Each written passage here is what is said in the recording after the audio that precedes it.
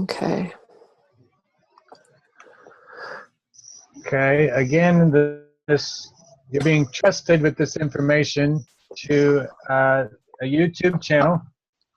Okay, don't make any changes with it, please. Okay, we're here to help the world understand all of this, and we're sharing freely, and we're all expanding our boundaries. Okay, so let us understand that. All right, let me see if I can enter into this meeting without, maybe I can sign into my account and share my pictures off my iPad. That's what I'm looking for here. Oh, yeah, good. Maybe. Cool. Something's happening. Awesome, that too. Fantastic. Okay. Now, I have below my picture a little button that says we're recording. So I don't know that that means I'm recording, but it means that I can see that somebody's recording. All right. I need to get muted here. There you go. All right. Better? Oh, yeah, that was a little feedbacky there. Yeah. Okay. I custom make everything here, even my iPad display holder case, a bobber. Awesome. Okay. That one. That'll give me a screen that I can see what's being shown on the big screen. Okay.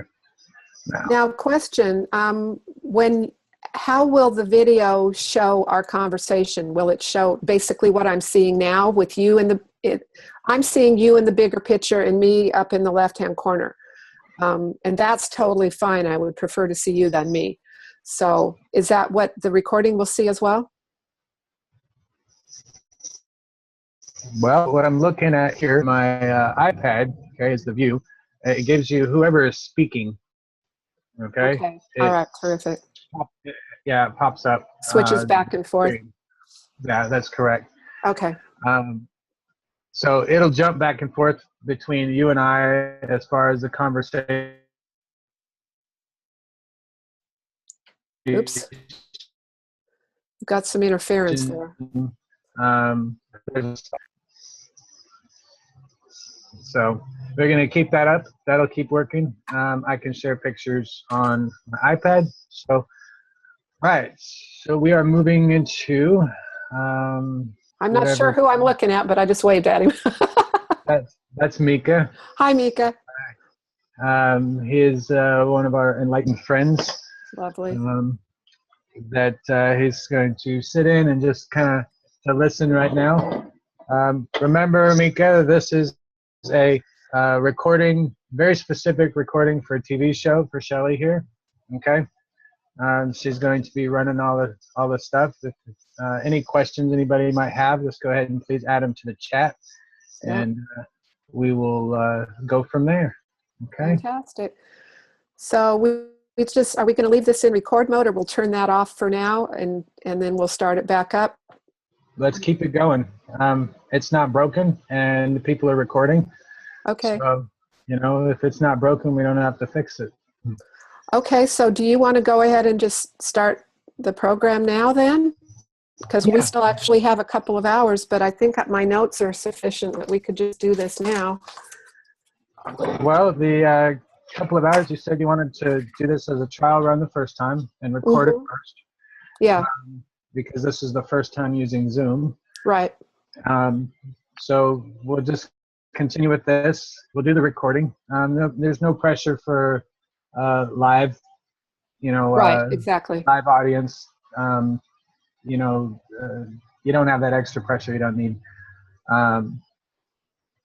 and you can edit your version, okay, Mm-hmm. for Pitchfork Radio however you see fit. It's I don't own any of the rights to this, or whatever. If I do intellectually, I give up my intellectual rights for this so that you can, share the knowledge, okay? All right. To share the love. So. Well, my question is because me and tech, if we're going to leave this running for 2 hours before we start, then we've got a whole bunch of stuff that has to be edited out. So I would either prefer to start the show now or start it in a couple hours after we've taken this one down and we open a new one. Let's start it now. Let's get the recording now for it. And then when it comes time for you to go live, you can play it, play it live if you want and add your commentary as you're going. No, I wouldn't know how to do that. So, post it that way for your show. Just use this particular recording as your show for the day. You go live all the time, or do you have recorded ones sometimes? It's a mix. Because sometimes I'm dealing with people in time zones that, like Australia and Scotland and things, where it's almost impossible for us to have a meeting of the live zone. So I'll usually record in the mornings or something that way so that we can post it after that. As far as editing, I'm pretty crappy at that, but I have a friend that might be able to help me. So I will. I'll give you a warning now that sometimes I do curse. Okay. Yeah, you wouldn't be the first. I'm a normal human being. It's not meant to be derogatory in any way. When I do, use the F word or I do cuss at some point, it's to drive home a point. Yeah, that's usually what I do too. So we're good with that. Just want to get that out there. I apologize if I offend anybody in it. It's no offense. It's just me. I'm who I am. And yes. I don't expect anybody else to change. So, don't expect me, your viewers and listeners. And, Well, let me close a few windows here that I have open so that I'm not creating unwanted chaos with background stuff. And then I've got to get my dog out of the room because she always likes to be the star of the show. Let's see if there's anything else I need here.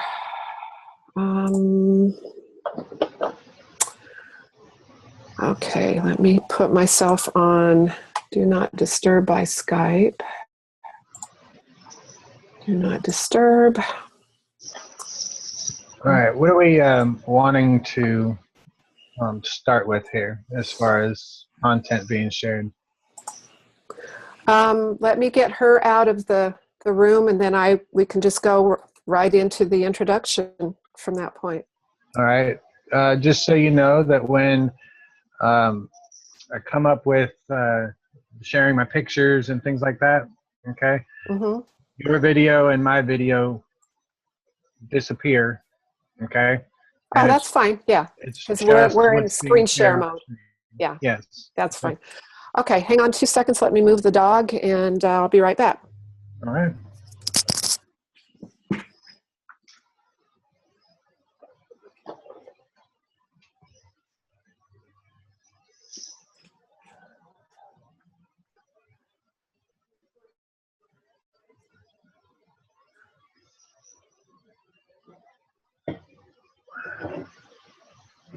Some wonderful coffee.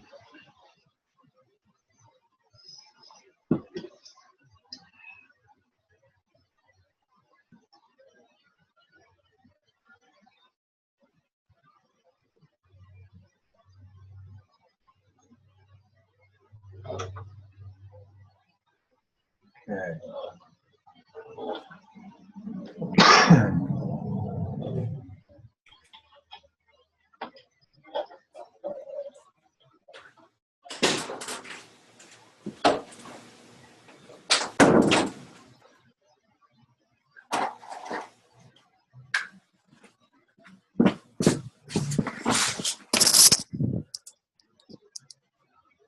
Okay. All right, you can hear me. I can hear you. I think we're ready to go here. Yes, ma'am. If somebody can mark the time right now on the total time recorded, then we can say that this is the actual start of the video.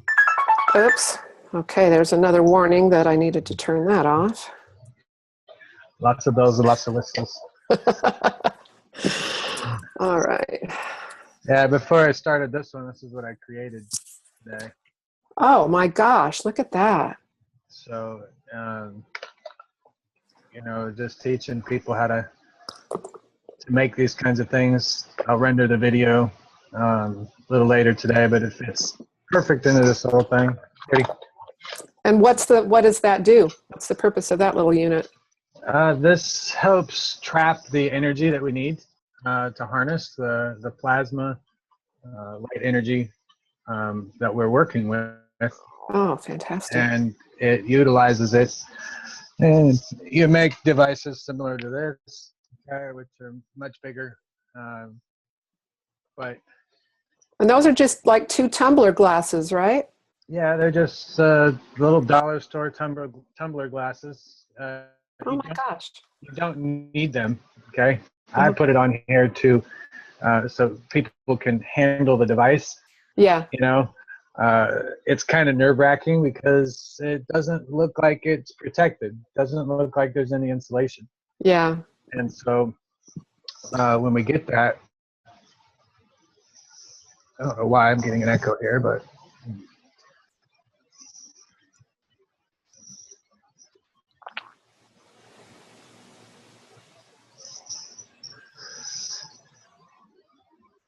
anyways.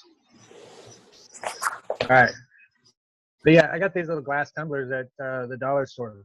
Mm-hmm. You literally don't need them because all of this wire is nano-coated. All right, but because of the light gauge wire that I'm using, okay, I just put a protective coating around it, and it just happens to be glass. You can use plastic. You can also use all sorts of things with it. Awesome. But that bigger one right there is utilizing the same energy that's in this little one. All right, that one has 3 of these little coils inside of it. Yeah. This only has 2. All right, Very the other one interesting. had 3. This design has evolved over the last few days. Okay, so I went from this little one, okay, to this kind of a design. Okay. Yeah. Now it's on the center coil, and now I'm adding more and more of these coils together, and what it's doing is it's adding them in series. Yeah. So I'm compounding the energy from the top one to the second one as it's transferred through the center core wire that we've created here. And so when that happens, you have a positive side and then you have a negative side. You have an in and an out. So there is no mistaking. When you connect your circuits together, you can put 2 or 3 of these together, positive to negative, positive to negative, and that creates the series. Okay? Or you can turn them this way, okay? And then you've got a positive and a negative on top. And if you put all of your devices this way, then you put them in parallel, okay? Which means all of them are going to fire at the same time, okay, to create a desired effect. And that's how we work with this kind of technology. We're capturing light. We're making it take the shape that we've made in here. Okay? Yeah. Yeah. We're harnessing it to the center. That's where all those coils are and wraps in the center. Yep. Okay? And we're making it move through a single wire so that we don't have to take all 20 wires in here and connect them all together. We just have 2. So we've simplified Okay. and brought it down. And I just made a video today on how to make this, okay, start to finish. And it'll be posted a little bit later today for those that are interested. Okay. So. All right. Are we ready to go? Yes, ma'am. And I appreciate you allowing me to be on your show. I'm honored. I'm really quite excited. So I think we'll have plenty of food for thought by the time we're done with this. So whoever's noting the time, this will be starting here in the next like 5 seconds, and that'll be however much time needs to be edited out of this recording. The time right now is 2:19 Central Standard Time. So if you need to take note, go ahead. Okay, so anything before that needs to be edited. Okay, fantastic. Okay, here we go. Hello and welcome to Pitchfork Radio, episode number 12, I believe it is. My guest today is Michael Nashif, who is a 39-year-old, 100% disabled vet, diagnosed with PTSD and traumatic brain injury and nerve damage. He used to be that guy who was always worried about the next generation of technology or phones, and then he joined the Army. He spent 8 years there, deployed twice to Iraq. The first time is where most of the damage occurred. He was suicidal, seriously tried to kill himself with 3 different guns and 3 different bullets, and none of them worked. Then he realized there must be nothing to fear and that he was here for a reason. So many changes took place in him when he realized that there really was nothing to fear. And he had a very big consciousness shift through seeing all this contrast. He realized he could lead by example through his compassion, love, and trust and respect for his fellow human beings. And he has decided to make a difference everywhere he goes, even while there in the theater of war, he was making a difference. Since he has come home, he's created a nonprofit organization called Take a Soldier Fishing, which helped the vets, once they did get home, to have something to look forward to, a way to mingle with their comrades in arms, if you want to call it that. Mike was able to do 400 events and has brought together over 10,000 people in this process. So I'm very excited, Mike, to have you with us today. And I think this is going to be a tremendously educational experience for people who have the opportunity to listen and watch. So just thanks and welcome aboard Pitchfork Radio. Well, thank you. Like I said, I'm honored to be on your show. You've been following me on my Facebook page for a while, and Yes.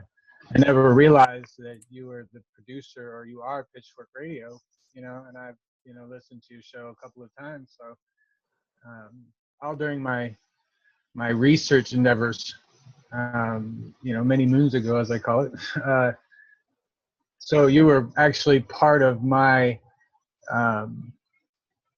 the broadening of my own information when I was searching for answers, and Pitchfork Radio helped on that deciding factors.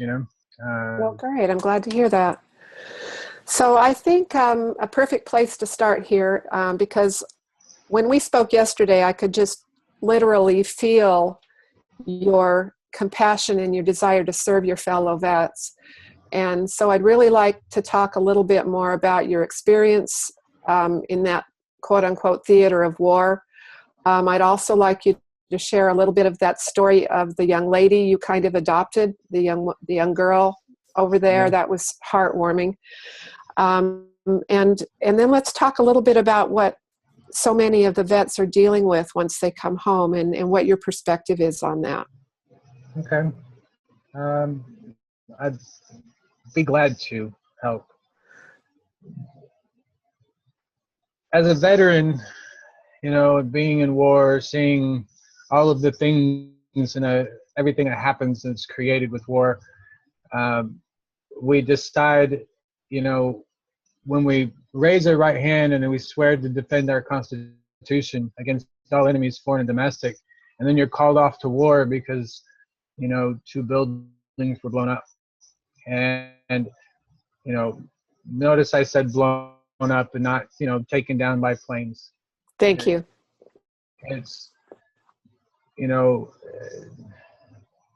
the kind of people that we have in power in our country, when you realize that you're going to war for money and somebody else's political agenda because somebody said no. And you go over there and you're building schools and you're rebuilding water pipelines and you're setting up medical tents and hospitals for, healthcare for these people, and then only to find out that your very own people are the ones that are setting up the bombs, the car bombs, to disrupt all of that, to create more fear. And, the motto of terrorism is to, kill a few and scare millions. Exactly. And that right there is the same motto that we used when we were doing war. And I was a terrorist, and I didn't like that.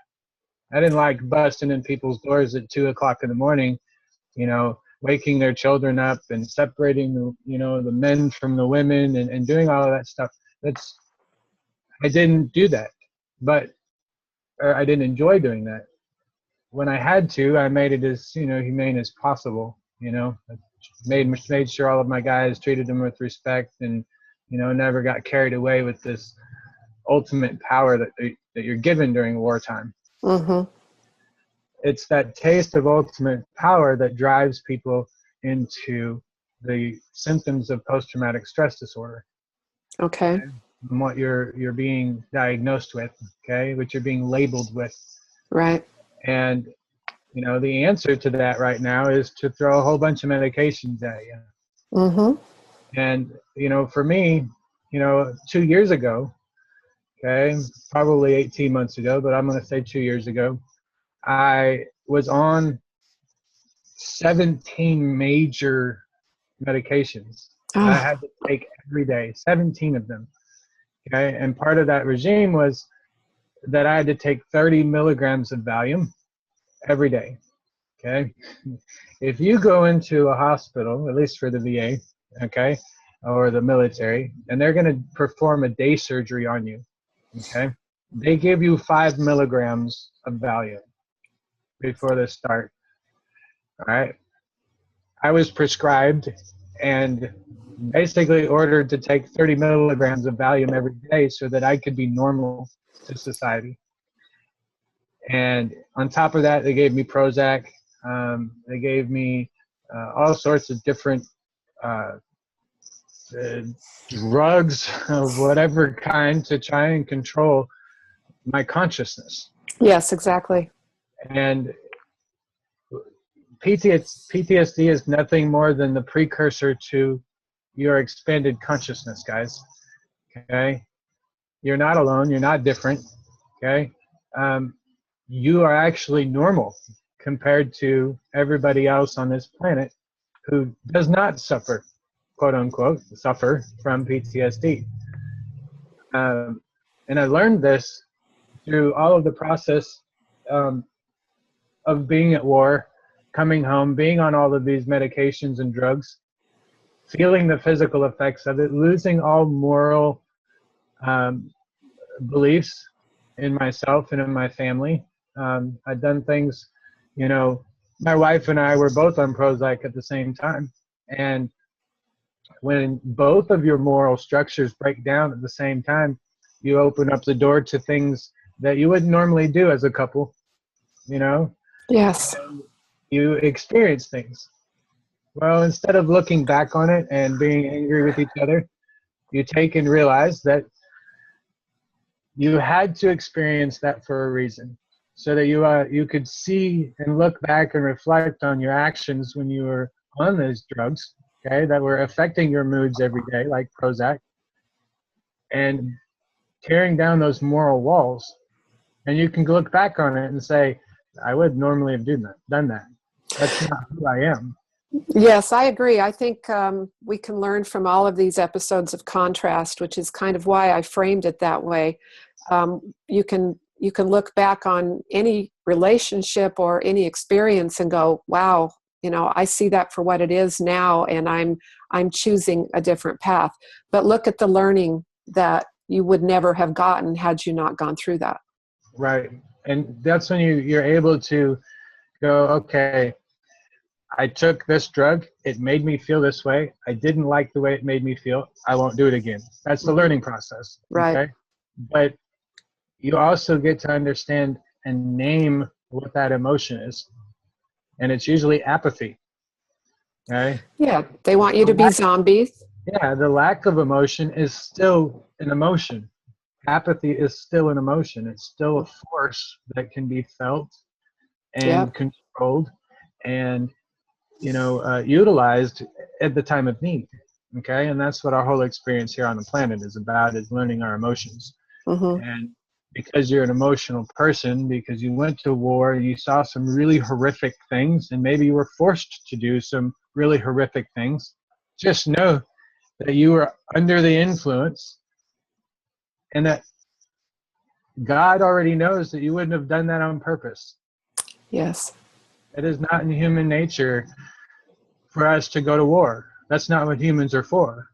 And they changed, every war has always been the same. You've always been fed by drugs, because they Yes. know that if they didn't have those drugs that altered your mind, then you never would fight that war. And if they didn't have war, they wouldn't have money and blah, blah, blah. And it goes all the way down the line. All You right? bet. And that's a very powerful observation, because those of us who don't have these types of war theater experiences, we are torn between supporting our quote unquote troops and supporting the war effort. And when you're awake and aware to what this so-called war effort is and the agenda behind it, it's very difficult for those of us as well who are not there to figure out what our perception should be, what our reaction should be. And of course, most people are pretty angry and upset that the U.S. has gone to war in so many flippin' places, nonstop war that just has no end, by design, of course. And so we're torn as well, and we don't want our emotions manipulated, and we don't want our quote unquote patriotism manipulated, and we don't want it defined for us either. That's correct, and for those that have never been to war, never signed up in the military, and whatever, that's okay. You have to understand that those of us that did raise our right hands, okay, from day one, you're injected with everything. Yes. Okay, from day one. They call them inoculations, and it takes away your apathy. It takes away your emotion, your ability to resist and to accept orders. That's what it's designed for. And the draw is those sign-on bonuses and the military benefits. Okay. Well, there are no military benefits. And the learning, Okay. the skills Okay. that they say you'll have if you have this experience, it's free college and all of these other incentives. Hey, I'll do the same thing. Okay, you're just the same thing with a different number. If you're a 41 Bravo versus a 13 Fox, you're still a soldier. You still run out and go do, troops. Some of them push papers, as we call it. Some work on trucks, Mm-hmm. So you're all doing the same exact thing in the same environment. There is no difference. Right. When you're in there. The draw, though, is to get you in by money. Okay. They give you these giant bonuses and things like that, and it's great to have if you know how to handle that kind of money. But when you give an 18-year-old, $25,000 or $30,000 in lump sum cash, what's he going to go do? Yeah, blow it most likely. Not use it for the benefit of anybody, that's for sure.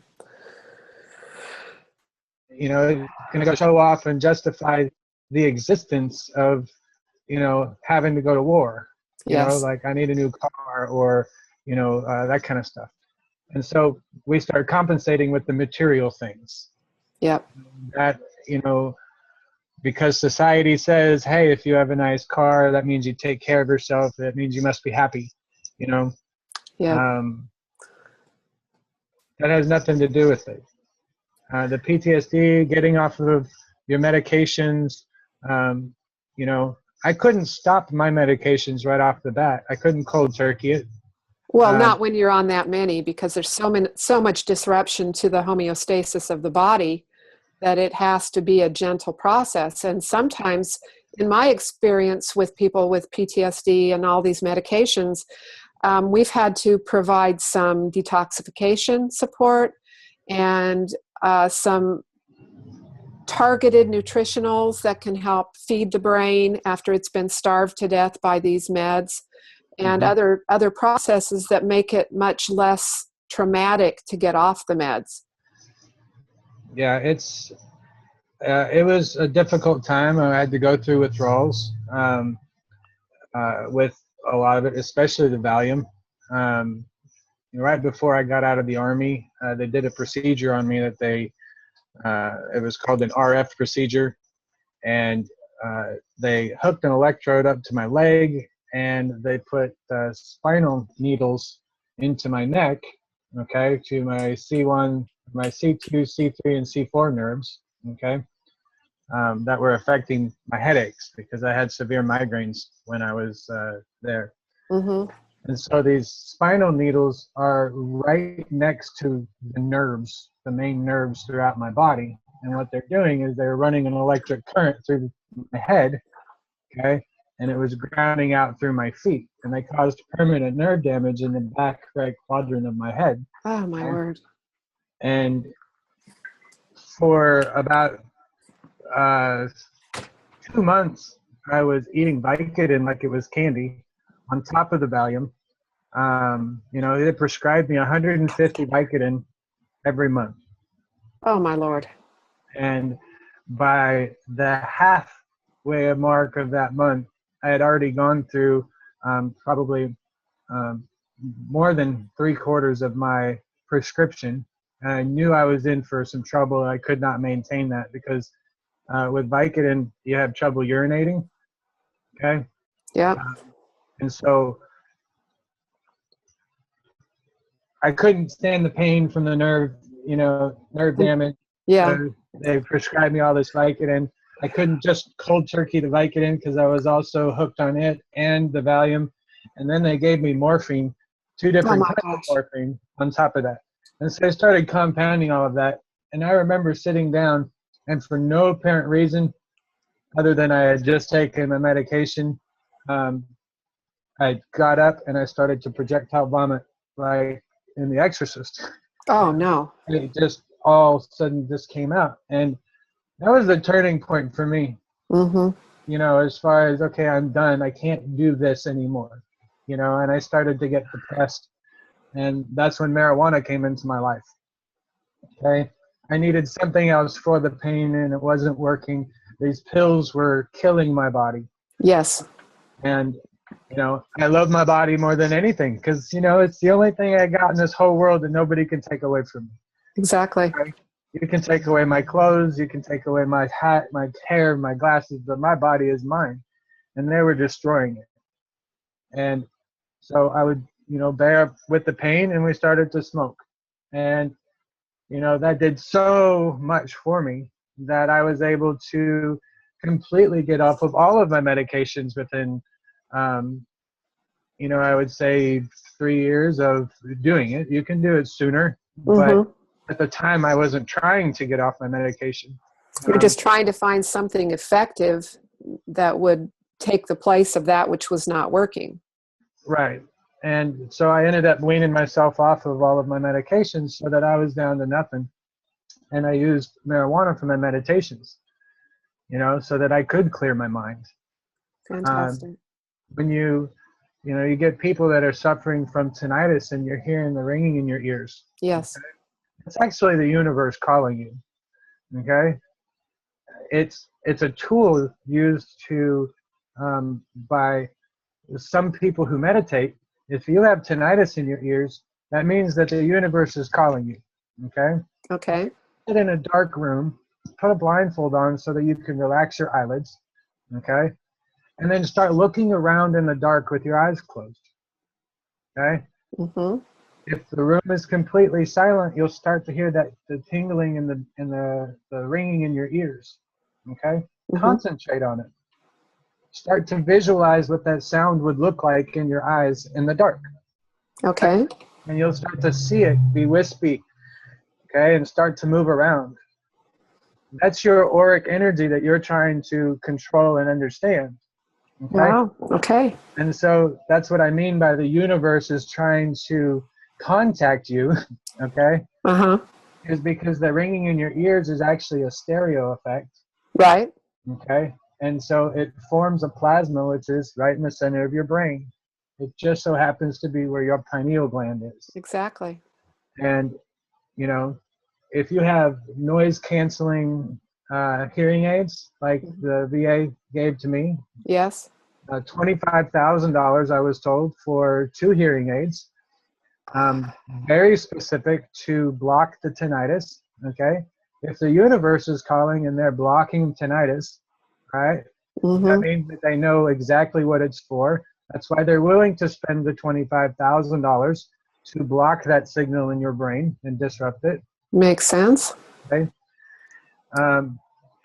You know, so when you learn these connect the dots things, all right, you understand that the chemtrails feed into the Prozac and the fluoride in the water. You bet. And, you know, the GMOs, okay?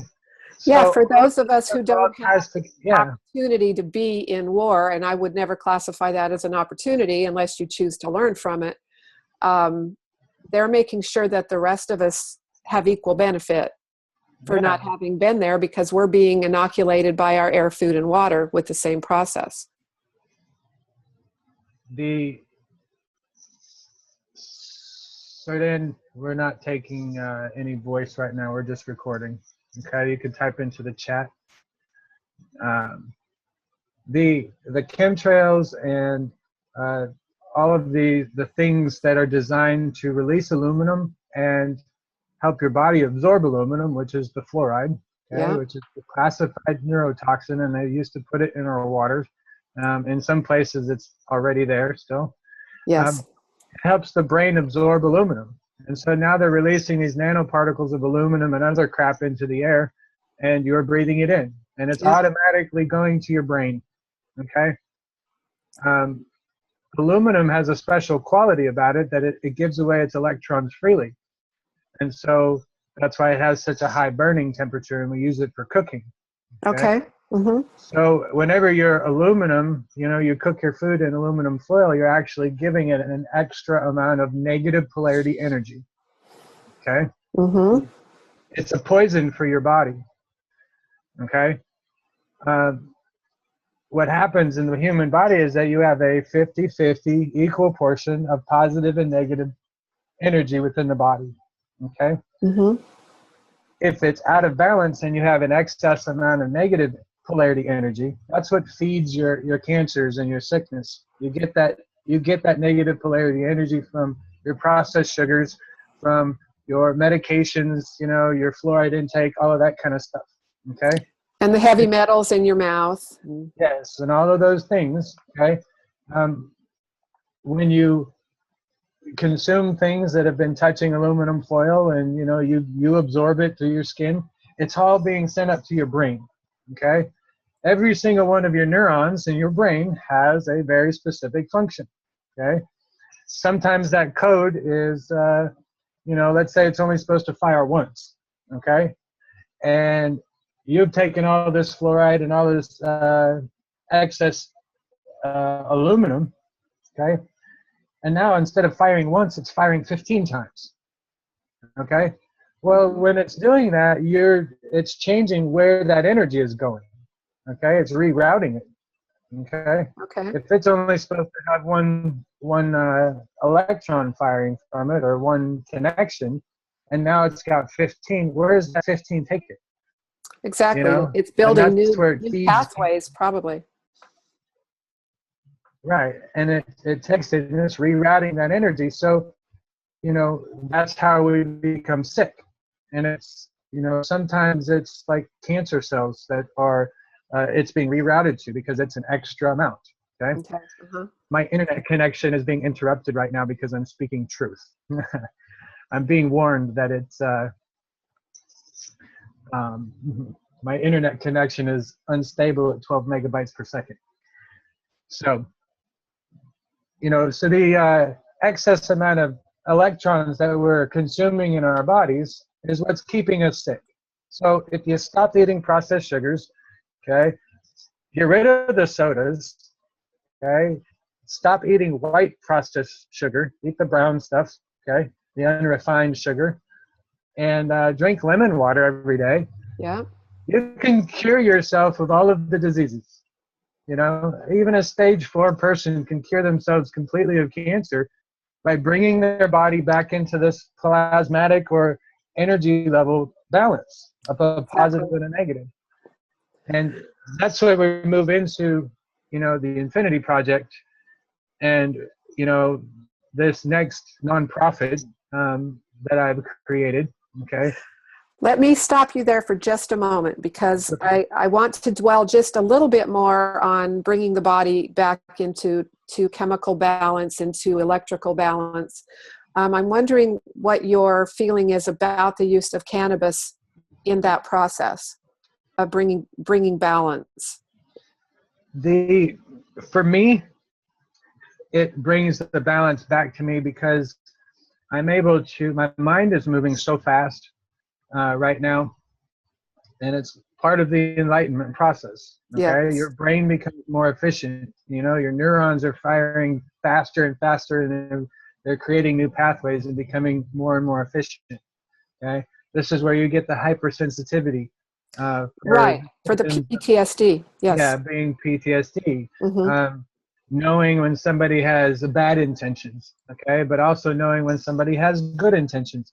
That is reading the emotional boundaries of other people, okay? And it's a gift, it's not a curse.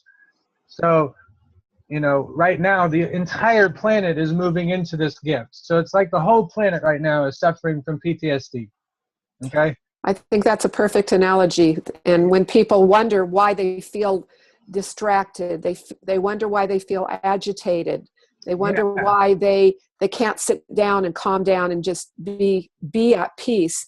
And this is me all the time. There just seems to be no level of comfort zone, no level where I'm not just hypersensitive to everything around me.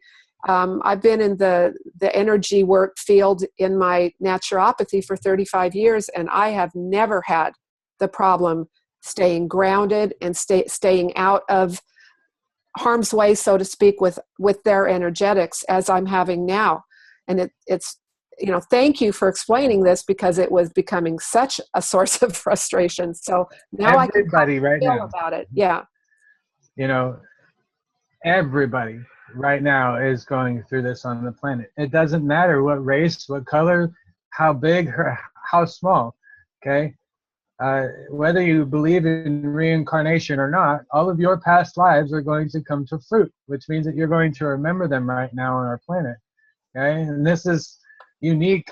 This is what the Bible says is the end times, okay? Mm-hmm. Yes. Meaning that it's the end of the bad guys. It's the end of their time. They played such a nasty little trick on us that they wanted us to fear their demise, Yes. And it's done. It's over with. And the light, or as we call it, the light workers are here to share knowledge. And marijuana and cannabis has been a key factor in my enlightenment process. Yes. I would not have been able to maintain the actual concentration that it takes to,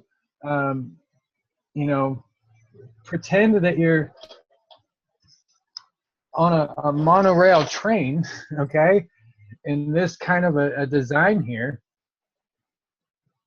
Let's see if we can, yeah, it's pulled up. So you get this design here. You got to remember this is just one train track all the way around, okay? Okay. And it's got to follow this whole thing. And if I got to be stoned to stare at this thing for hours just to see how it's going to interact with itself, okay, and what direction and what path it's got to follow, Okay, because there's only one way that this stuff works. All right. Hence the reason why you might ever hear me say there's only one path, but the light follows. Okay. Okay. Because that's what I'm doing here. It's a monorail train, but it's got to follow every inch of this wire, you know, in a certain order. And so when it's doing that, you see it and you learn how the structure of light is made. Okay. That's really difficult to wrap your mind around. Okay. Well, and so if you are able to calm the mind and focus the mind in such a way that you can kind of filter out the other distractions to enable you to work on these types of projects, then that's the benefit of the cannabis for you. Yes, ma'am. That is exactly how it works for me. It allows me to stop worrying about all of the other crap that doesn't need to be worried about. Mm-hmm. Okay? And, you know, this is why, you know, oh, you're a stoner or you're this, you're lazy or whatever. No, I'm not lazy. I've just made a choice that that's no longer important for me to worry about. Sure. And I'll just go on record here saying that I believe the hemp plant, you know, the big variety hemp plant under which all the subcategories fall, is absolutely God's miracle plant. And there are so many potential benefits from its use, which is why we've seen such dramatic control efforts and labeling it, you know, marijuana, when that never even occurred to anybody to call it that until the propaganda campaign of the 1930s. And that's how they could create the reefer madness nonsense and, you know, stay away from this at all costs because big pharma really doesn't want you there.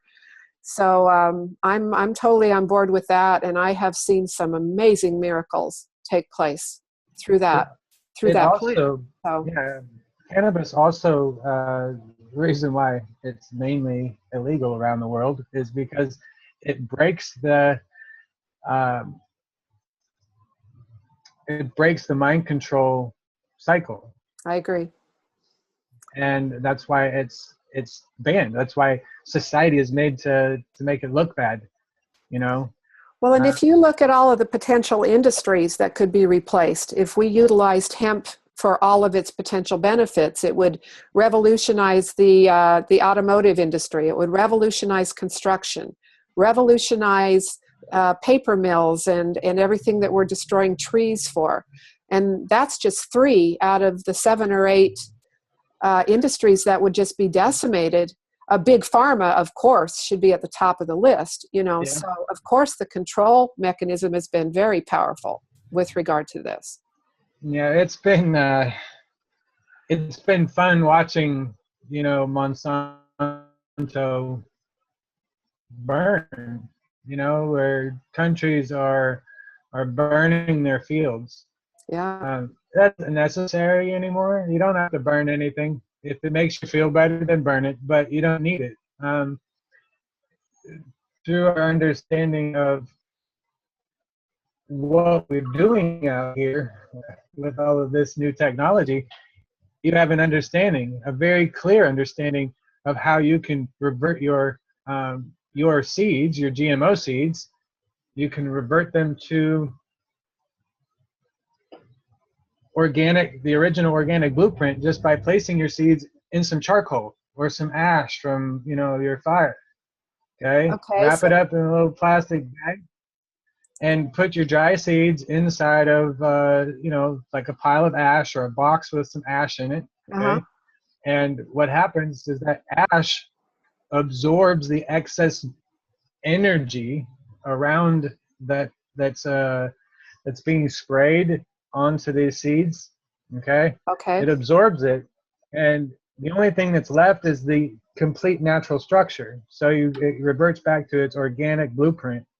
And so you might not get the same looking plant that you see on the package, you know, when you put your seeds in this ash, because over the centuries of, you know, the GMOs, you know, the different strains and things like that, if you revert it back to its original, it might be the shape of a pear instead of a tomato. You know what I mean? Yes. So, I mean, those are the kinds of things that you can expect when you do it this way. But any ash. Okay, you could burn a piece of paper. All right, put it in a little box and put your seeds inside of a plastic bag inside together and leave it there for a week. And then go plant your seeds. And you don't ever have to worry about GMO. Fantastic. What about seeds that have already been planted? What if you were to put some ash or charcoal or whatever into the location where you've planted them? Would that have any benefit? If you're, yes, it does. It doesn't take a week usually for seeds to germinate in the right conditions. Okay. But we're still looking and doing research around the globe with our technology to start seeds using some of this, what we call CO2, or these neutrinos that we're capturing. Okay. We use salt water to capture them. We reference it as CO2 because it absorbs everything.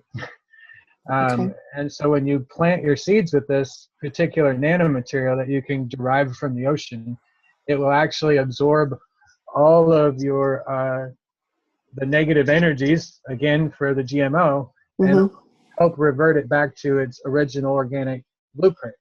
Okay. Okay. As the plant's growing, right, and it produces a fruit or a vegetable or some sort of a seed, that new seed will be the original organic blueprint. Beautiful. So then you've propagated your own healthy. It will not pass on. Yeah. Wow. Yeah. See that's means powerful. You're taking care of yourself. That's powerful to know. And then using that same stuff, the CO2, it's pure energy for your plants. And so when you get it from the ocean, you wash the salt out of it, you put it in a spray bottle, okay? And it looks a lot like this, okay? You might be able to see here the little bit of nanomaterials in the bottom, okay? You just spray this on the leaves, and you get 3 to 4 times the yield out of one plant. Interesting. Normally would. So now your food is not only organic, 100% pure organic food, you're getting 3 to 4 times the amount of food out of one plant. Okay, so and those are the kind of nanomaterials that we work with. So tell me exactly what's in that bottle. In that bottle right there is fresh water with nanomaterials that I derived from the Gulf of Mexico. Okay. All I had to do was I mixed some household drain cleaner. Let me get you a container. Hold on. Okay.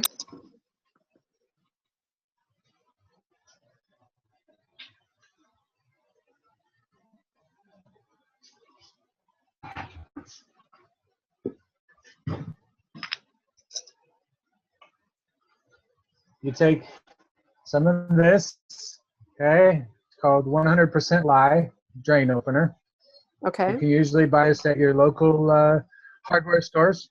Okay, it's like $3 or $4 a bottle, or a tub here. This one was $3.49 for this particular one.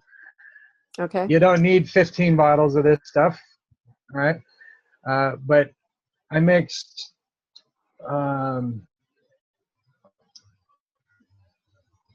4 heaping tablespoons of the 100% lye, okay, and 2 heaping teaspoons of the potassium hydroxide, which is KOH, okay, which you can get this stuff at, you can get it on Amazon, or whatever, usually in soap making materials. Okay. Okay.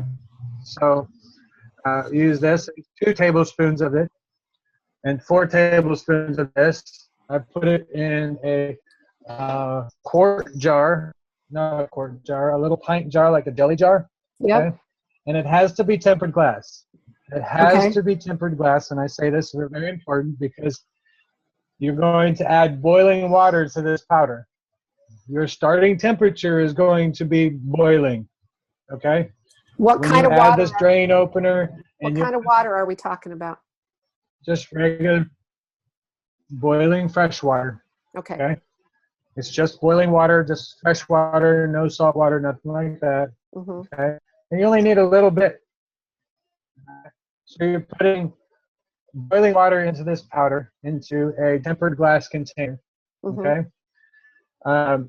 It's going to splatter, it's going to pop, it's going to do whatever. So make sure you're using the proper safety, goggles, gloves, cover your skin, have some vinegar nearby in case you get some splattered on you. Okay. Use all precautions possible because you are making a super hot liquid. It's probably 10 or 15 degrees, maybe even hotter than boiling. Okay. Okay.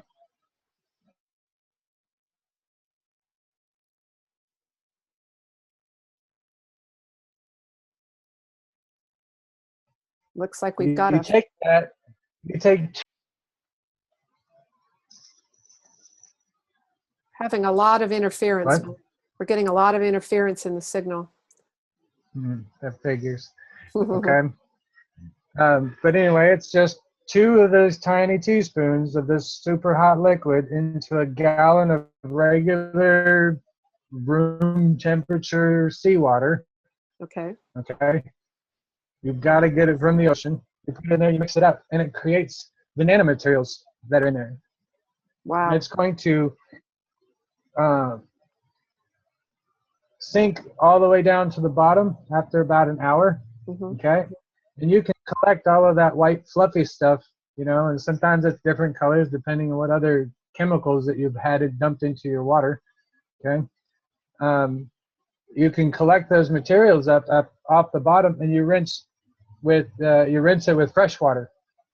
Okay. That's what I have.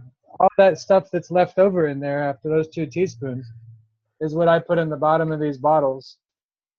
Okay. And then you fill them again with water or whatever, right? Yeah, I'll extract it directly out of the container. I'll pull all the nanomaterials. I'll squirt, a syringe full in here, and then I'll fill this up with fresh water. Okay. Fantastic.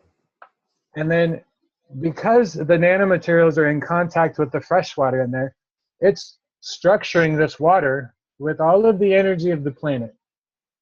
Okay. Okay. So it becomes 100% pure food for anything that you spray it on. The human body, your animals, your plants, okay? Anything that uses energy, you spray this on and it works. It's, it's pure food. There is no waste, okay? That's beautiful. Okay. And it's all natural. So it's this nanomaterials that leads us into our next, the technology for free electricity and free, health and all that kind of stuff. Okay, super. That was what I was going to say. So you've discussed nanomaterial, nanoparticles. Let's talk a little bit about what the purpose is behind nanotechnology, nano coating, and how you're utilizing it in your technology. What's the point of knowing that, and what's the point of doing that? Well, when you recreate something that is let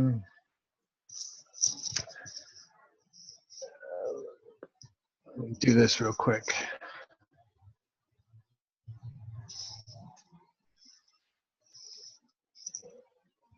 Okay.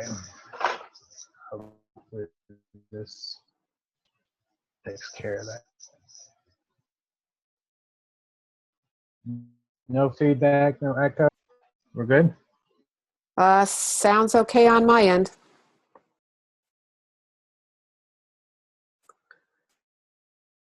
We are getting some stop and start in the video, however.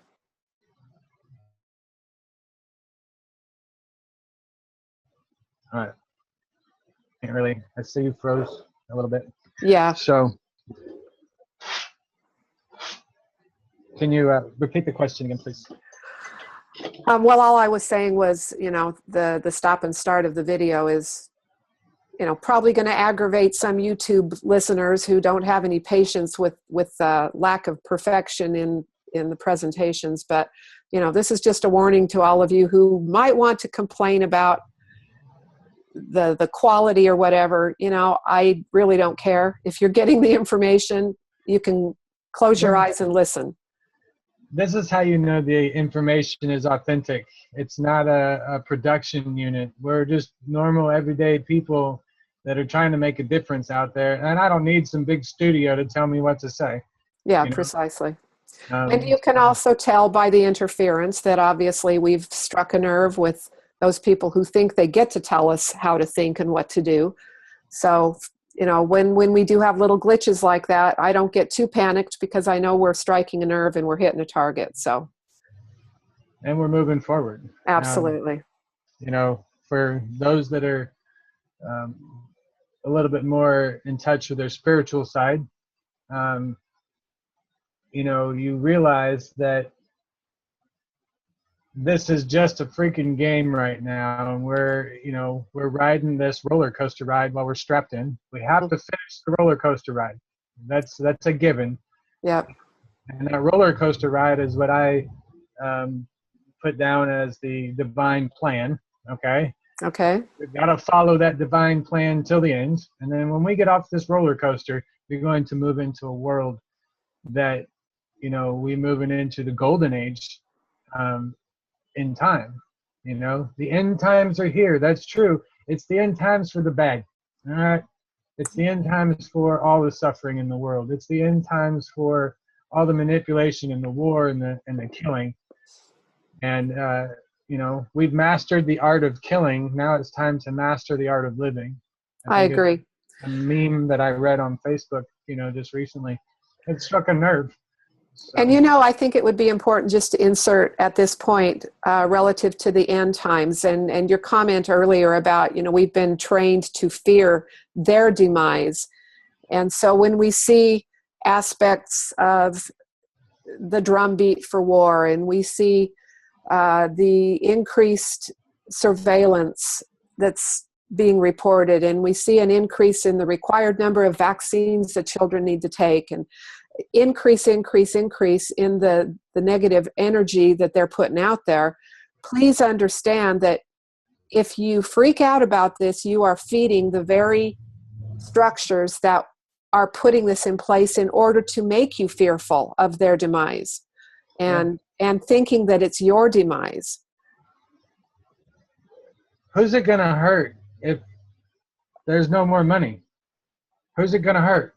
Because we already don't have any money. Exactly. It's worthless. You know? We're It's already working paycheck to paycheck, mm-hmm. you know, and, you know, some people are working 2 or 3 jobs.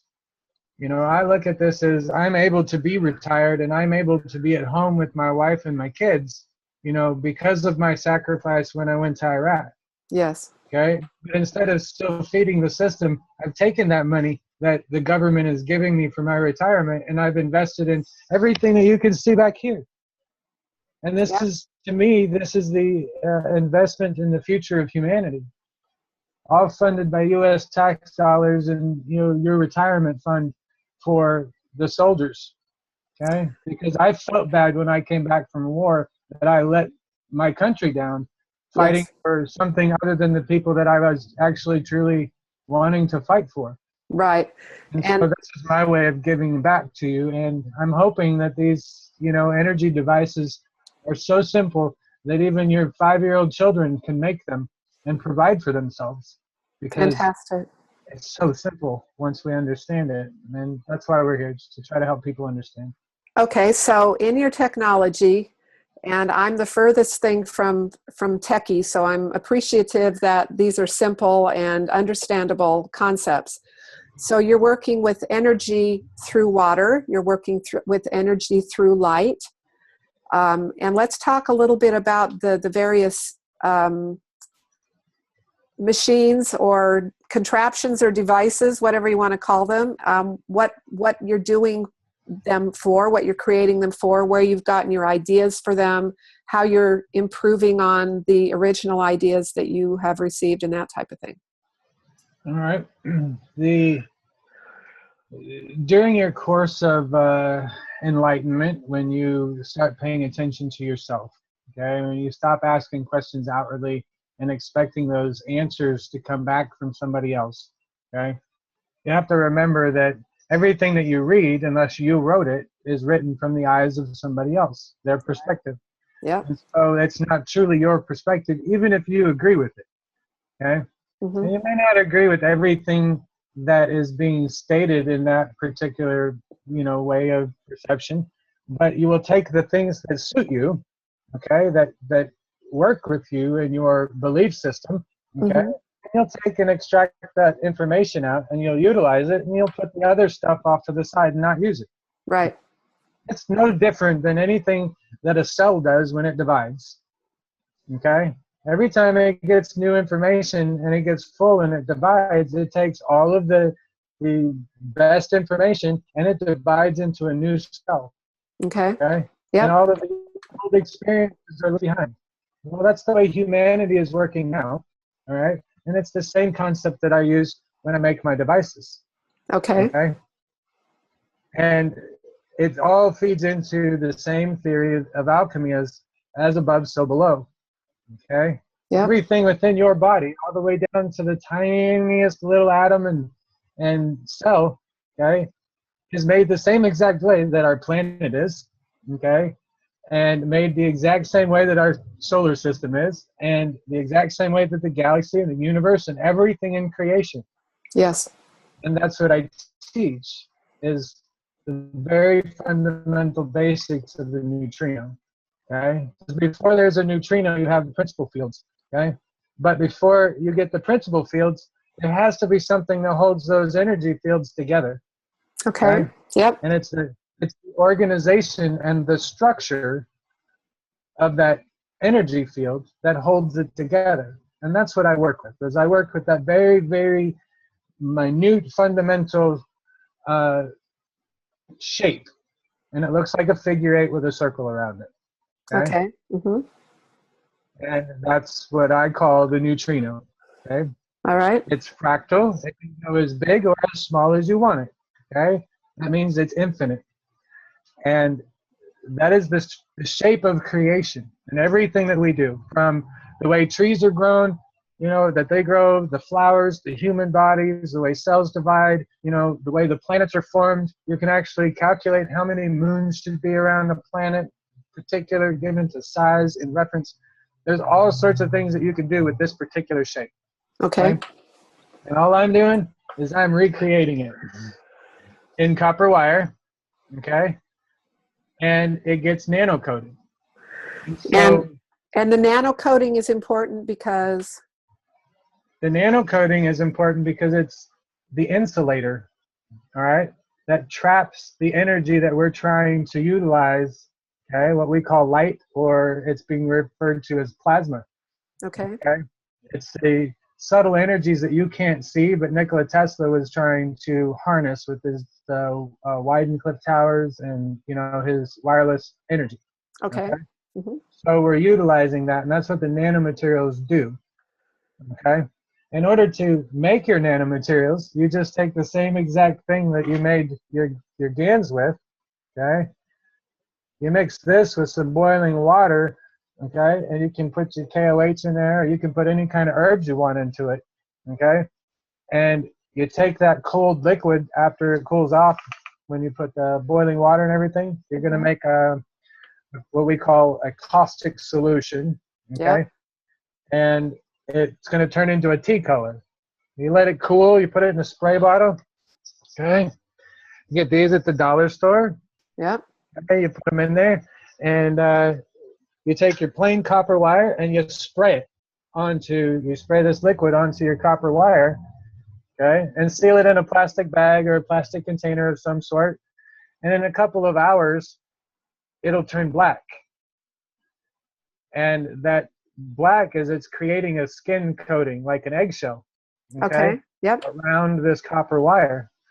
And it seals up this copper wire like everything. There's no energy can escape the copper wire. So when that happens, it starts to fill up and it acts like a tube or like a garden hose. Okay. Uh-huh.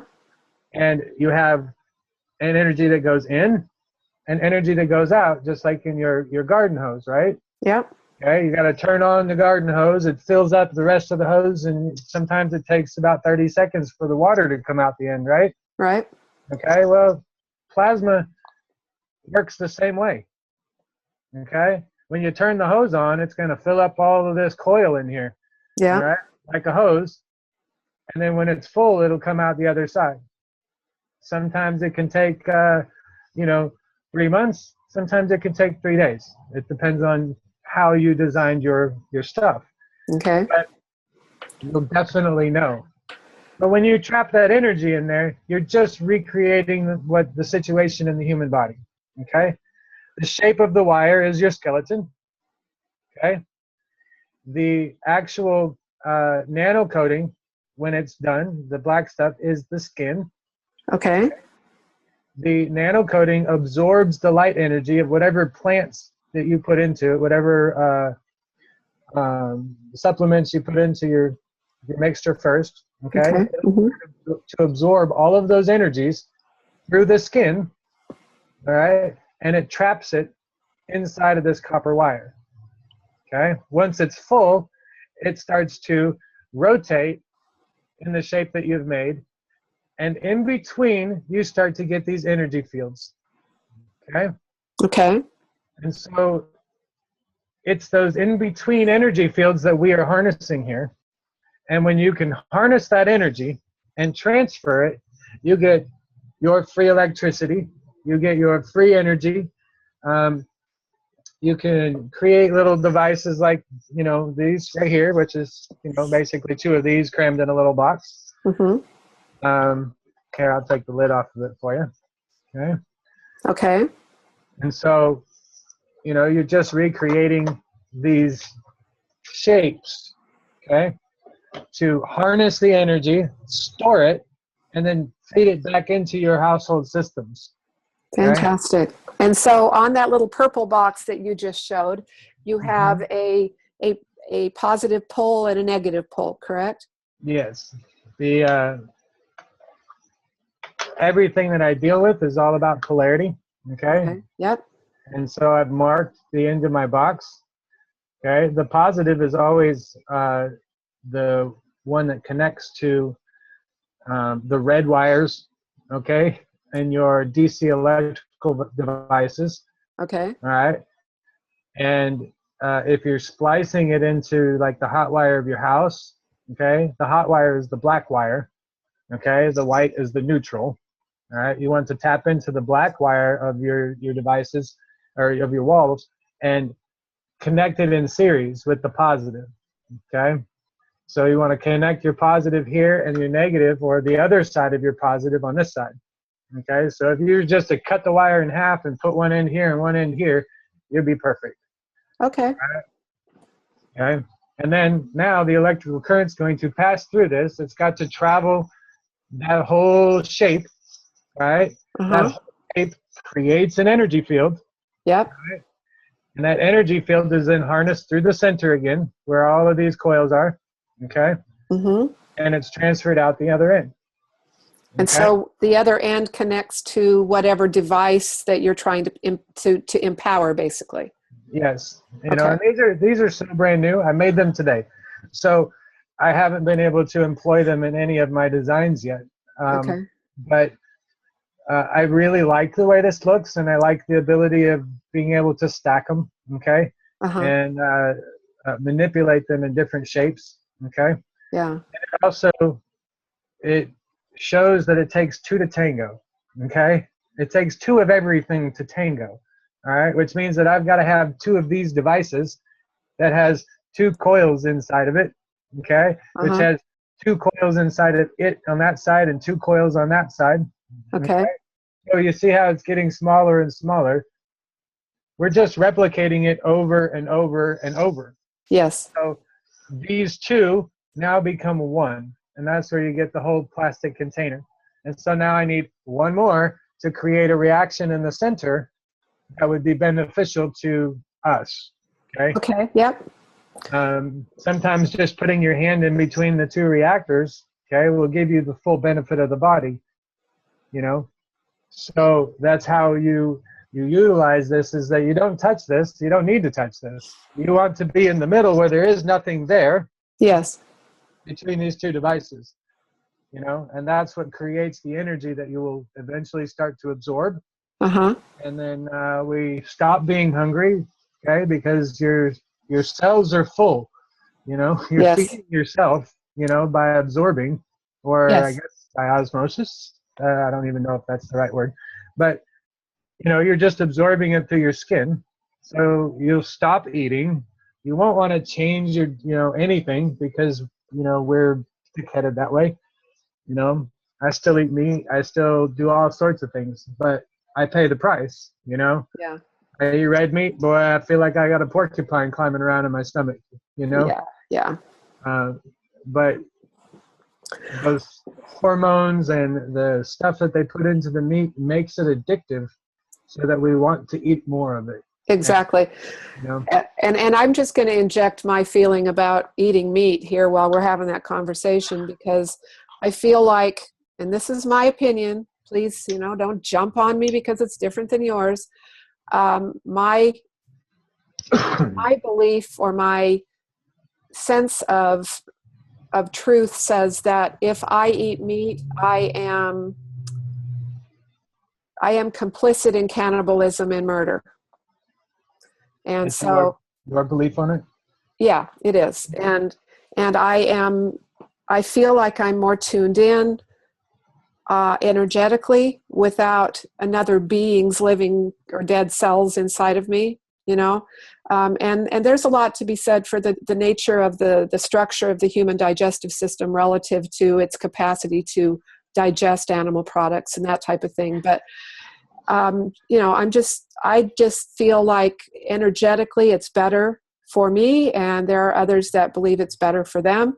And fortunately, we still have the choice one way or the other. Actually, we don't.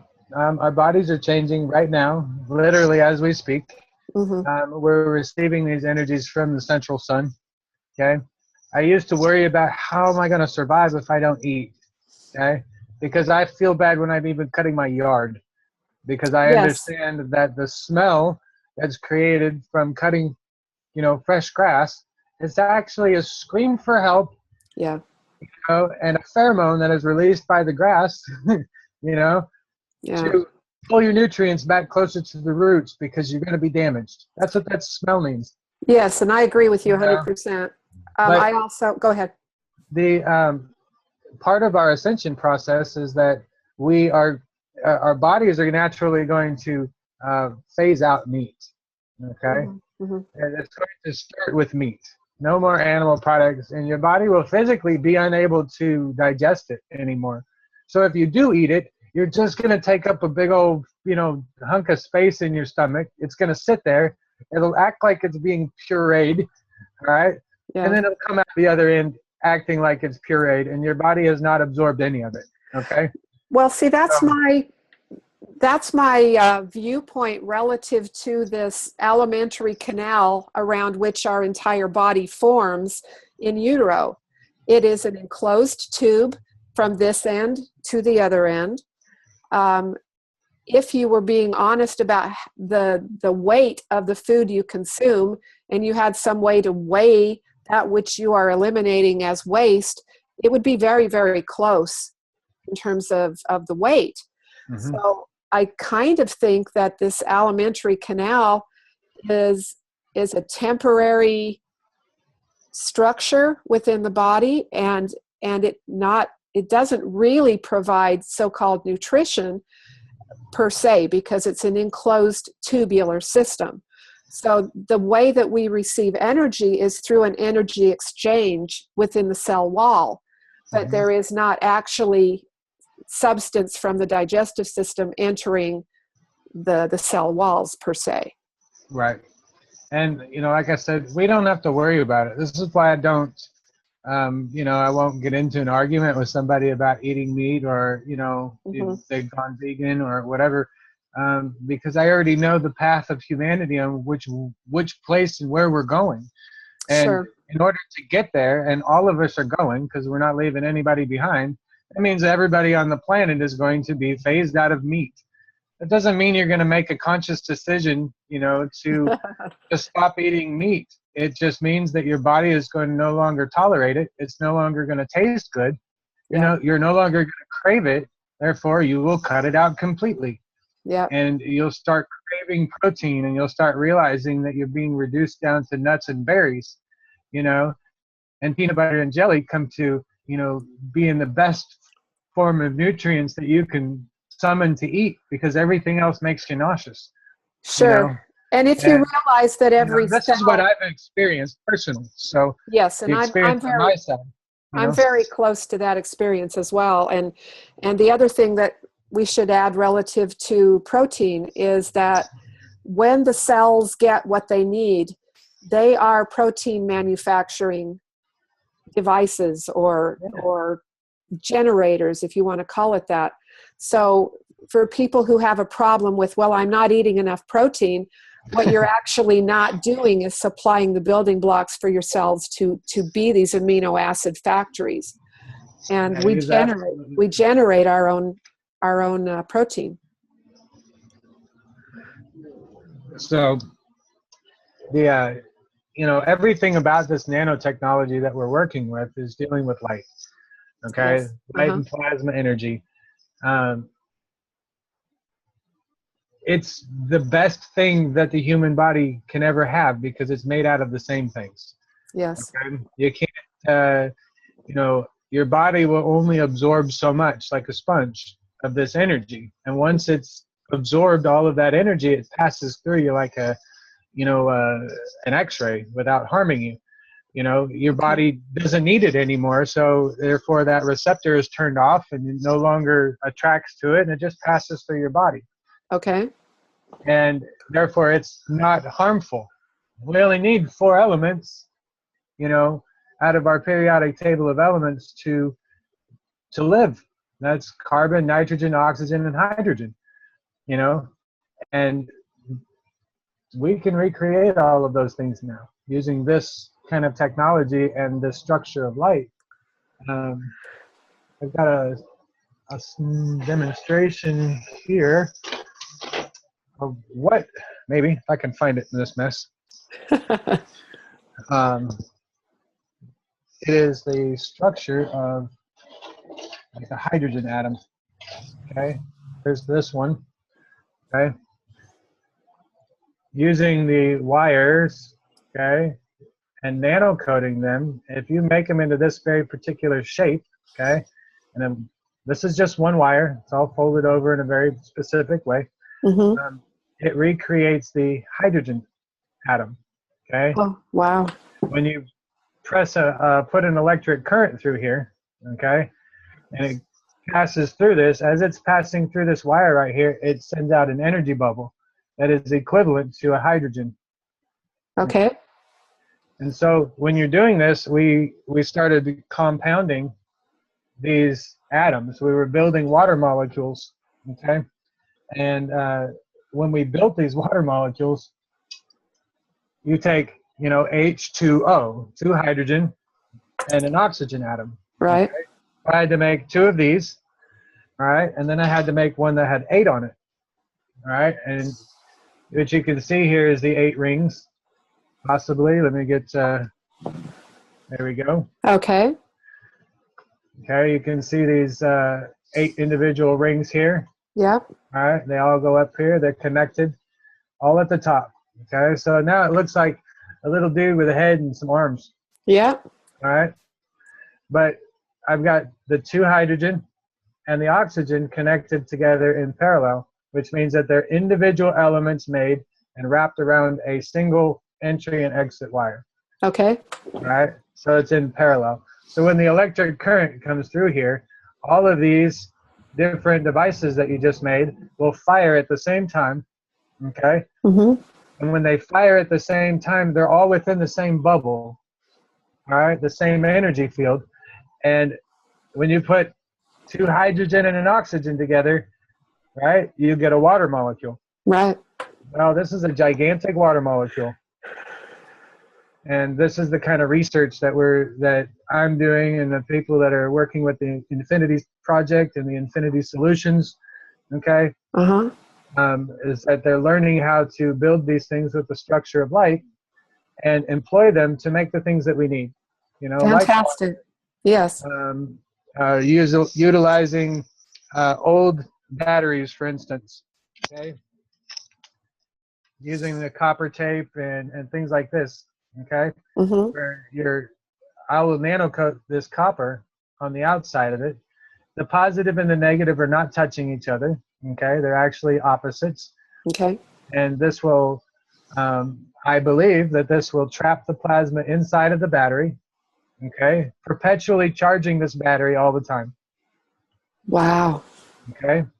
Now, this is all part of the experiments. We Sure. You haven't bet. proven anything yet, but we're opening the door to everybody because this is open source sharing, Yes. okay? And it's so simple. You can really jump in once you get the basics, like how to make a caustic and how to start and close your infinity devices, Mm-hmm. okay? You use the same concept for everything that you do, you know? Where do you want to trap that energy? Well, I want to trap it inside of this battery, so I've decided that's where I'm going to trap it. Okay. And when I put it inside something and I close that circuit, okay, now I've created that plasma circuit in there, and the plasma is going to go opposite of the electrons, all right? But it's still in cycle, it's still in sync. It means it's going to perpetually charge itself. Wow. And this is the easy stuff. You know how many dead batteries we've got out there? You know? I'm sure there's landfills just full of them.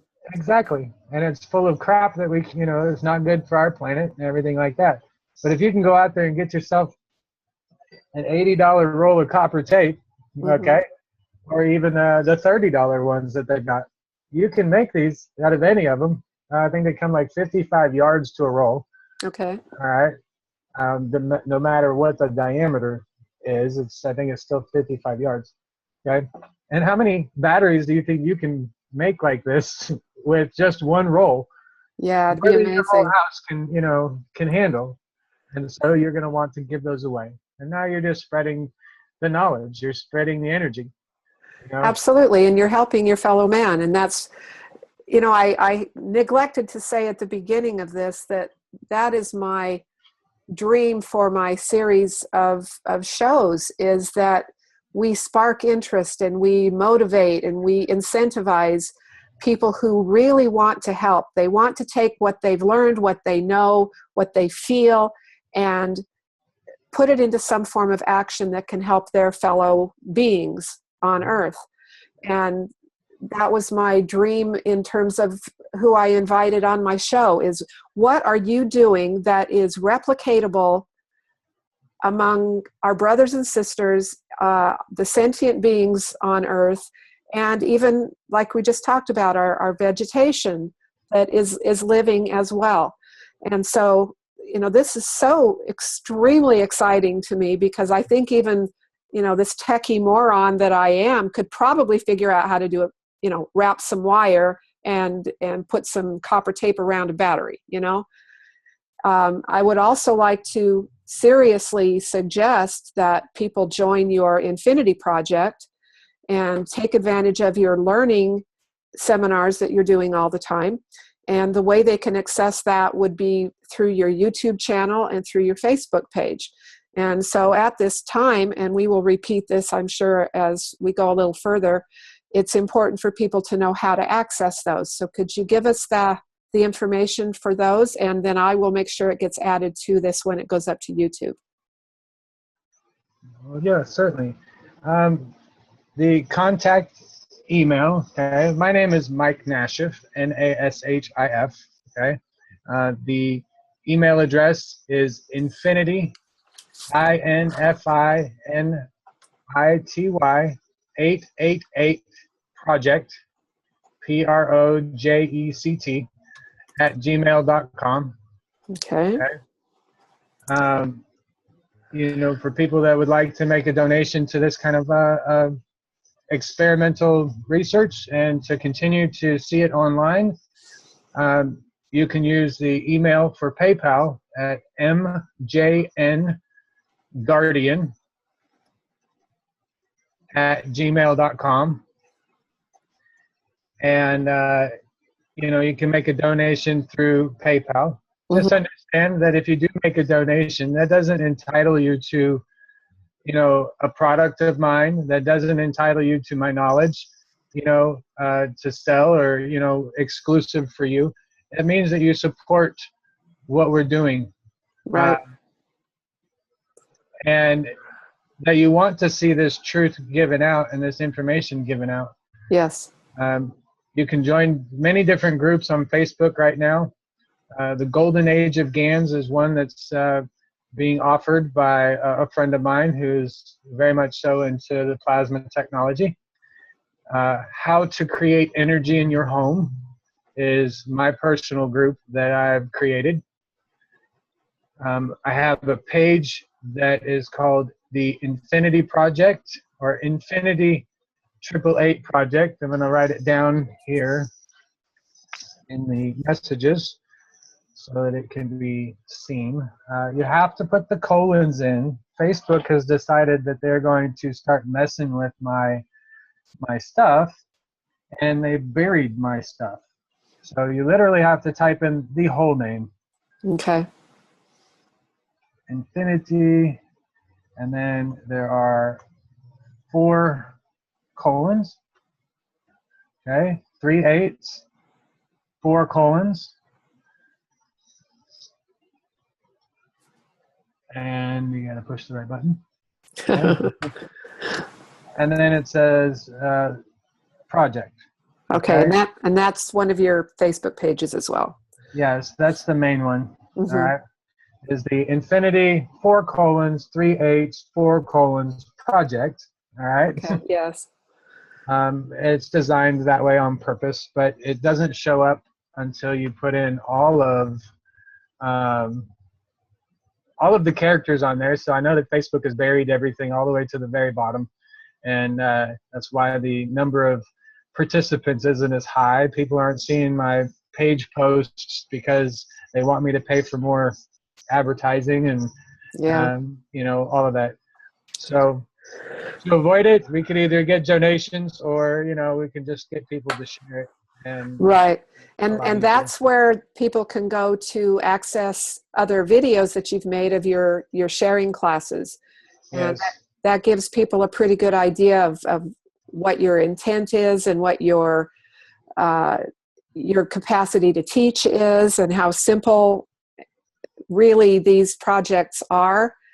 And I find it so fascinating that you have reduced these processes down to such a simple dynamic, where the world has wanted us to believe that everything is so complicated and multi-layered and impossible to understand, impossible to duplicate. And it's very clear from what you've just shown us today that that's the furthest thing from the truth. Absolutely.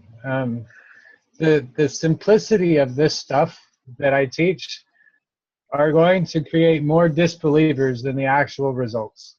Okay? Probably, yes. Just because I can tell you exactly how a single piece of copper wire that's twisted in a figure 8 contains all of the information and the knowledge of the universe, and it's, when you're a universal physicist, okay?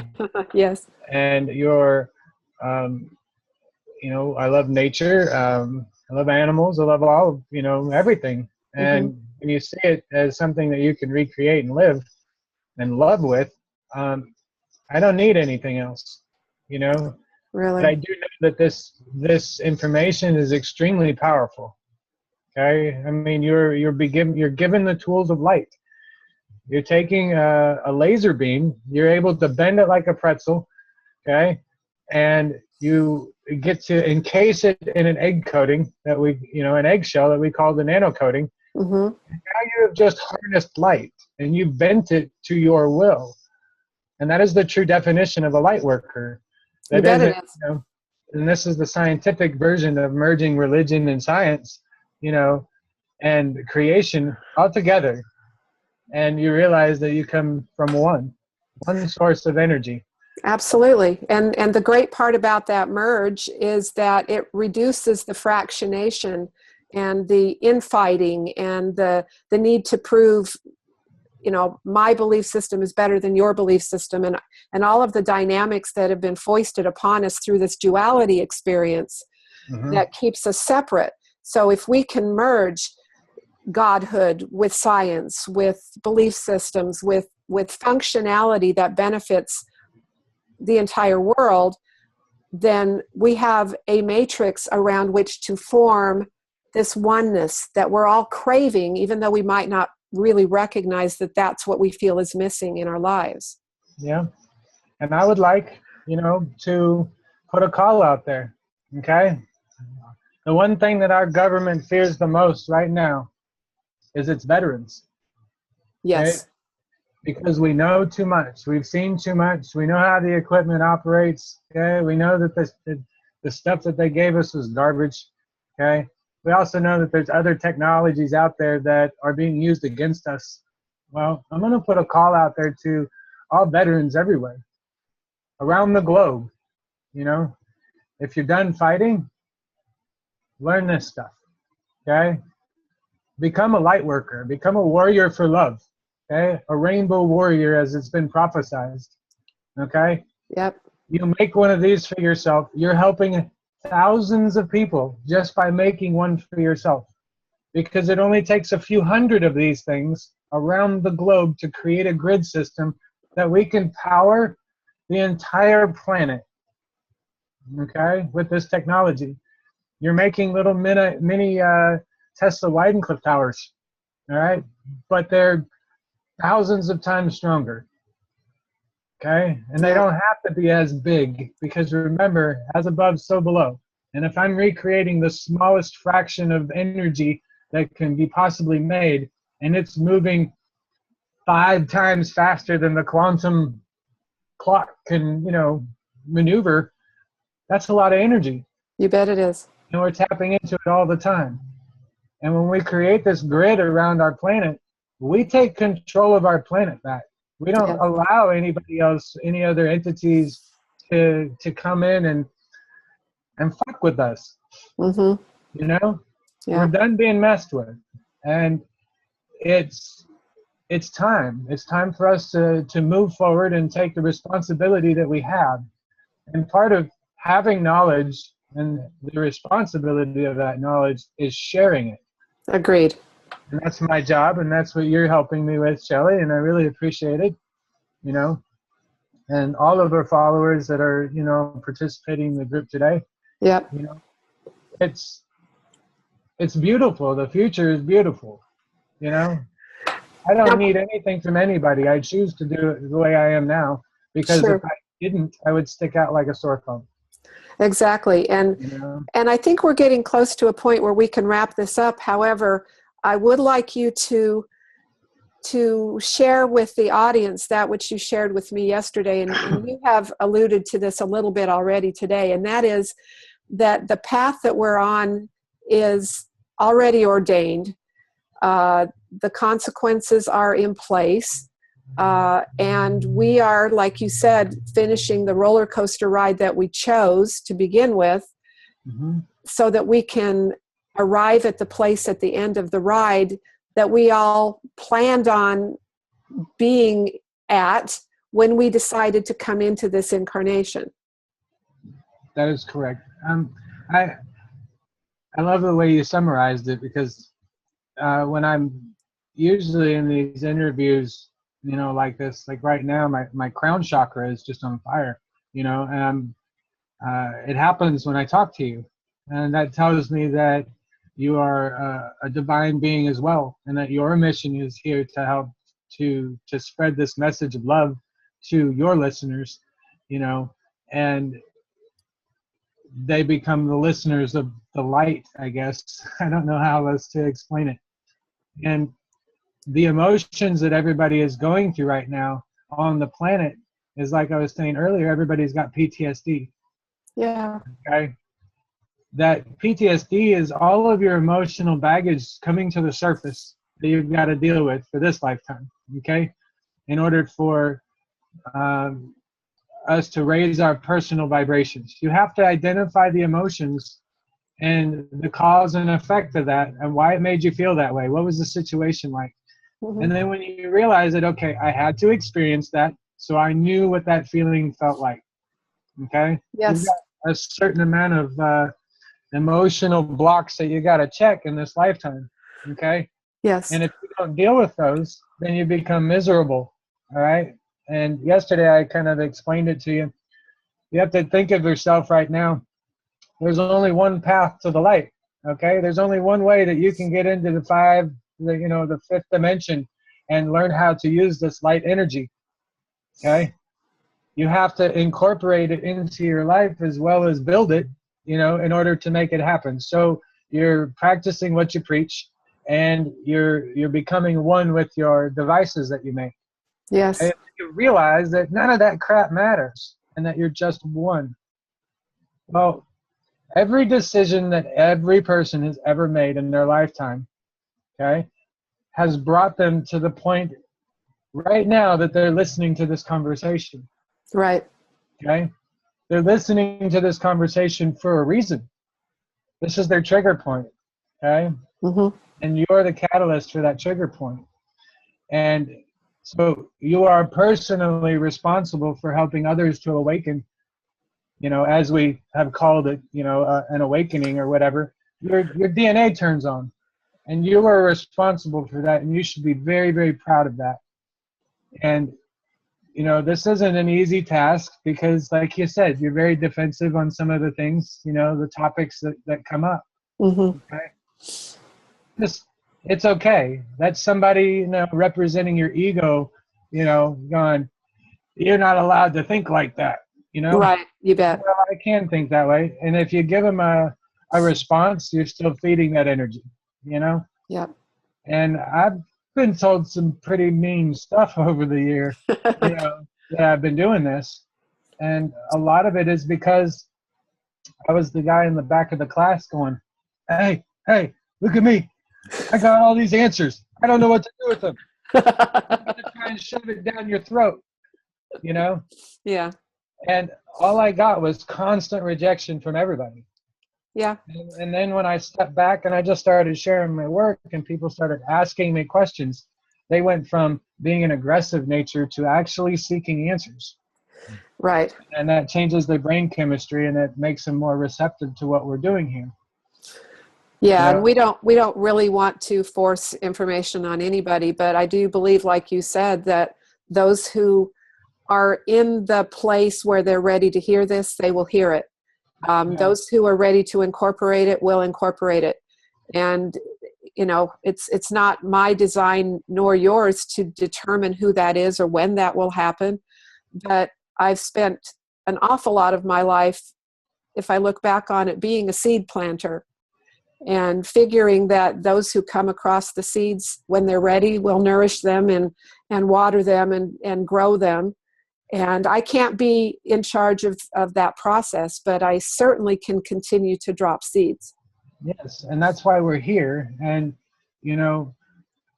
I guess you could say I'm recruiting angels, Mm-hmm. I need more people to help. I need those veterans out there that, felt double-crossed by their own government. If you really want to help our people here on our continent, okay, which is about to go through some serious damage, okay, because of some earthquakes that nobody knows about, okay? If you want to help those people, this is it, guys. Contact me, okay? I have a plan in place. I need the funds, okay? If I don't have the funds, then I need people to donate buses or, equipment or whatever to make this. And I have a plan. I can go across the entire United States within 12 weeks and put on 3 events in each state and teach this 3 different times in every state in 12 weeks. I can do this. This is what I did when I was making my, my nonprofit of Take a Soldier Fishing. Mm-hmm. Okay? I just need the physical, on the ground support of implementing this. Learn it, teach it, go to your little VA meetings, hand these things out to these people, have them plug it in. Because every time they plug in one of these devices and it opens the plasma up, you're breaking the cycle of division, okay, of duality, and you're creating one. And these energies will heal your body. They'll bring it back to balance, and I know a lot of people around our planet right now, are, especially the light workers that are being activated, okay? You felt very isolated, very cold-shouldered, and everybody that you talk to is, whipping at you with a whip tongue, Absolutely. and they're very harsh on you, and it forces you to be an introvert. Okay, it forces you to go inwards, and Yeah. it's all part of that plan. So don't be angry with those people, that were lashing out at you. You just say it wasn't time right then to talk to them. Sure. All right. And when the time is right and they wake up and they have more knowledge and understanding and they're tired of listening to Trump in the background typing about racism and whatever else is going on in this bullshit of a story we call America right now, when you get those kinds of energies, it's just absolutely imperative that we transmute it. Right. Absolutely. We change it. And you say, okay, I don't need to talk to you today. I'll talk to you tomorrow, or Sure. maybe next week, or, whatever. But that particular moment when somebody snaps at you, you say, quit being so grumpy, Yeah. my thing, and you go do your thing. I love you, or I like you, or whatever. Peace. Okay. Yeah. Until we meet again, but drop it. Just let it go, because right now we've got those little buffers in place that keep us from veering off of our path. Okay. Yes. And make an analogy to the bumper cars. That's Okay. perfect. What she's referring to is, picture yourself driving down a straight road, okay? And you're in the center of the road, and it's what I call Pac-Manning, where you're eating up the lines in the road, okay, with the car. All right? There's no other vehicles. You got nothing to worry about. You're just driving, and forever and ever and ever, all you can ever see is this one path, okay? Yep. And if you move too far to the right, you got rumble strips. If you move too far to the left, you have rumble strips. Okay, so you know where your boundaries are. Yeah. Okay? You're not allowed to go past those boundaries. And if you do, you're going to get hurt, right? Yeah. Especially if you're doing 70, 80 miles an hour, right? So the fear of those boundaries keeps us in line. Yes. Okay? Well, we already know that if we extend ourselves off too far to the right, we're going to hit the rumble strips. Currently, right now, in time and on our planet, those rumble strips have turned into Jurassic Park 50,000 volt electric fences. Okay? Meaning that if you veer too far off of your path, you're going to get hit so hard with a karma of some sort. It could be a death in your family, or a loss of a loved one, or maybe the loss of a job, or something very important to you, okay? Something very traumatic to you can and most likely will happen, okay? Because you're veering off of your path, Yes. okay? And if you veer too far off your path, you're never going to get lost. You're always coming back, okay? But right now on our planet, it is so strong that it's acting like a bumper car, okay? Where if somebody dies and you're heading off in that direction, that means that there's a serious chance that you're going to be completely derailed from the path to the light. Okay, so they put this death or these situations in front of you, like the losing of a job or whatever, as a barrier to shape you. So if you're going this way, somebody dies, you get reflected this direction. Now Right. the path is going this way. Okay, and if you don't correct it, you're going to continue to bounce off of that road, on either side. And every time you hit that wall, it's going to hurt. Okay, and eventually it starts to even itself out. Okay, and this follows the path of phi, P-H-I. Yes. Never perfect, it's slightly off, and it constantly moves towards perfection. Okay, or zero. Yeah. That's where phi comes in, and it's that kind of life that we're living right now. So when something happens, it's happening for a reason. Okay? Mm-hmm. Don't take it personal. Give it a couple of days, and it'll be completely gone. Okay? You won't even have to worry about it. You'll sit back and look and go, hey, all right, I don't even understand why that happened there, but all right, I know that I did this happened, this was the reaction for it, and this is the way it made me feel. And so now I can classify that. Right. And that's one level that you've moved through right there. Yeah. And once you do that, you start to learn that you do it for all of the issues in your life, Mm-hmm. okay? And it becomes the way that you start to problem solve. Yeah. And that's what we mean by changing your perspective, is you're changing the way that you solve problems, okay? Mm-hmm. And the other part of that is that you got to have the right tools in order to solve those problems. Yeah. Okay, and that's what I teach. I teach those tools, the very, very fundamentals of creation. Okay, and you can decide who God is. Okay, Right. you. Okay, not a religion deciding who God is for you.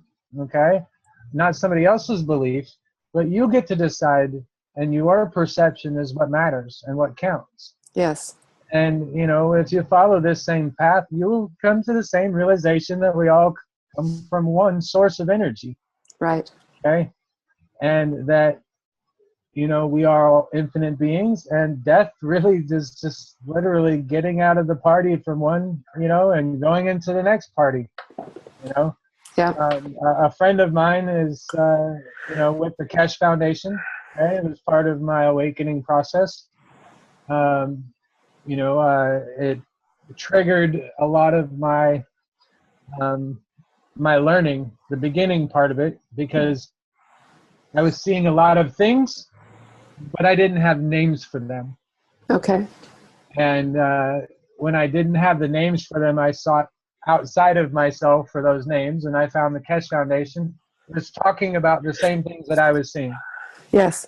And so I adopted some of those names, you know, but it's that part of the awakening process, you know, that you learn from.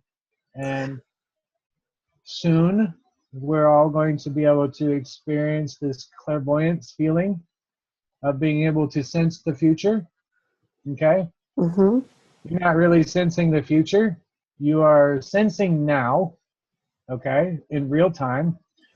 And based on the events going on currently in your life or in the spectrum of your life that you are aware of, Mm-hmm. okay, this would be the resulting actions, okay, the resulting effect of your actions now. So you start to see the ripple effect of your own actions. Okay. Sure. Yep. And so when you're able to see that ripple effect, okay, you can predict the future. Okay? If I do this, it's going to cause this, and this is the outcome. Yes. All right?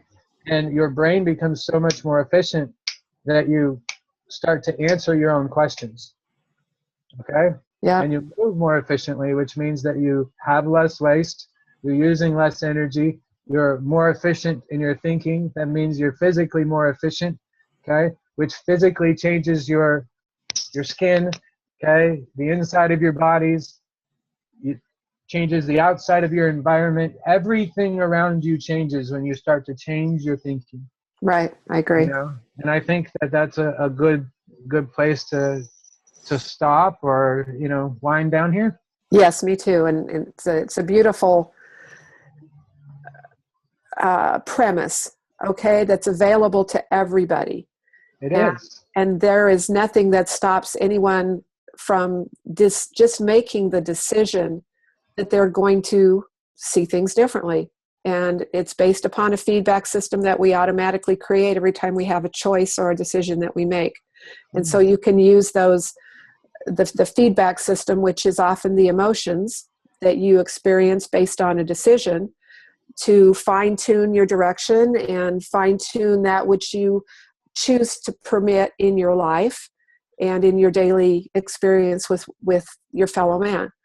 So it really does promote the oneness that we're all craving, whether we know that or not. And it does bring us into that unified field where we all support and nourish and strengthen each other. Yeah.